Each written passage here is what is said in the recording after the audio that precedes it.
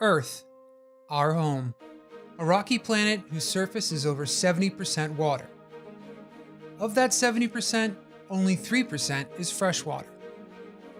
It may seem like a small number, but we rely on that 3% every day for electricity, farming, transportation, life as we know it. As our planet's temperatures continue to rise, so does the frequency of disruptions to our aquatic ecosystems. Algal blooms, glacial melt, mass die-offs, pollution, drought. Managing and safeguarding our water resources has become more important than ever. Thankfully, scientists have a variety of ground-based methods at their disposal, such as measuring water clarity or tracking pH levels.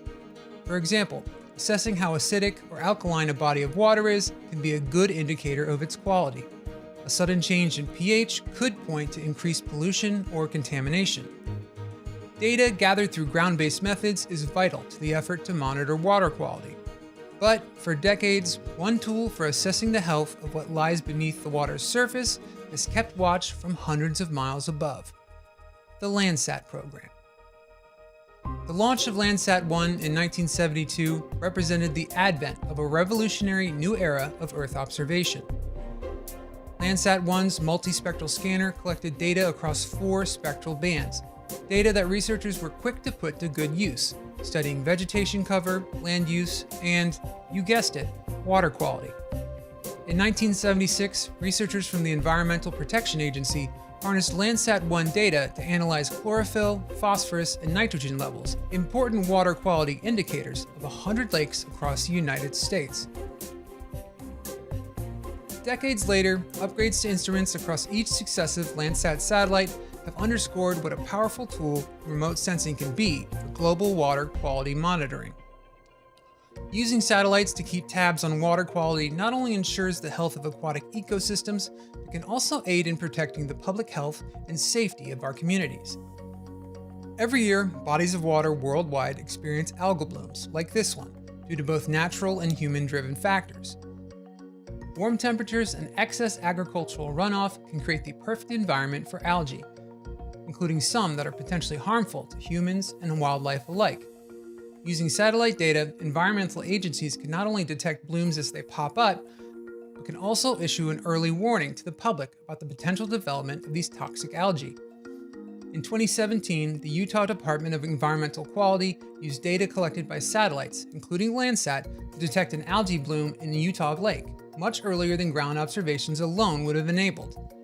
This early detection gave health and environmental officials a head start in posting warnings about the harmful algae bloom, preventing potential exposure by local fishers, boaters, and swimmers, and saving thousands of dollars in insurance costs. This is the Chesapeake Bay, the largest estuary in the United States, and no stranger to algal blooms. When it comes to the health of the bay, Landsat's orbital perspective in time provides scientists with a novel means of tracking trends in watershed-wide land use. Agricultural runoff is a major contributor to pollution in the bay, as nitrogen, phosphorus, and sediment from nearby farms make their way into the Chesapeake, depleting oxygen levels and blocking sunlight from reaching underwater grasses. But the expansion of nearby urban areas like Baltimore and Washington are also major contributors of aquatic pollutants. As urban areas expand, so do the amount of impervious surfaces, like pavement and asphalt, leading to increased stormwater runoff.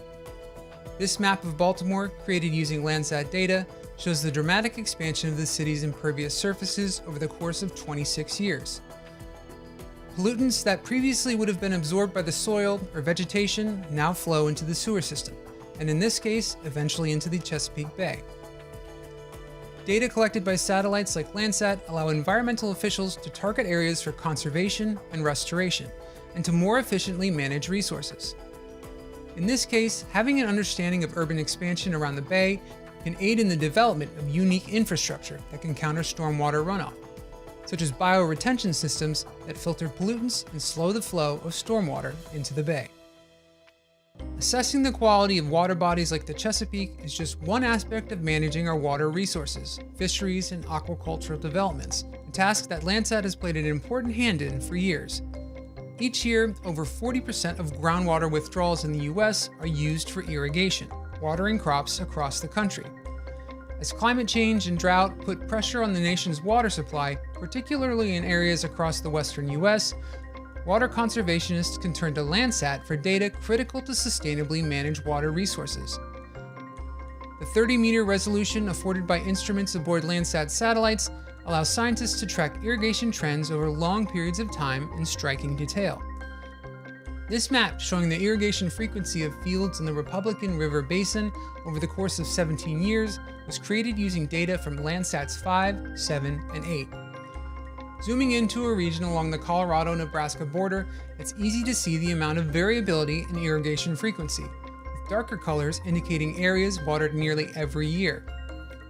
By analyzing economic data along with Landsat data, researchers believe that part of this irrigation variability can be attributed to crop prices and rainfall. When crop prices were high, farmers tended to expand irrigation to maximize profits, while irrigating more intensely on a smaller number of fields during times of drought. Yearly maps provide a clear insight into irrigation effects and offer precise details on annual changes, guiding better farming and water use decisions. Landsat's past and present have played a major role in providing critical data about our planet's water resources, a legacy that will continue with the next generation of Landsat satellites. In early 2023, NASA and the U.S. Geological Survey announced the development of Landsat Next, a constellation of 3 satellites that will help researchers and users to better identify sources of water pollution and detect and quantify algal blooms, enabling effective management of aquatic food industry and water quality. The mission's trio of satellites will have improved spatial and temporal resolution, collecting a complete image of the Earth every 6 days, allowing users to see features that were too small or happened too quickly for previous Landsat satellites to detect. Landsat Next's advanced remote sensing capabilities could prove useful in a future where climate change and population growth will continue to put pressure on our planet's water resources. From what we eat to what we drink, water is fundamental to life on Earth. Thankfully, Landsat's view from high above can be counted on to provide accurate and timely data that will help preserve the precious waters below.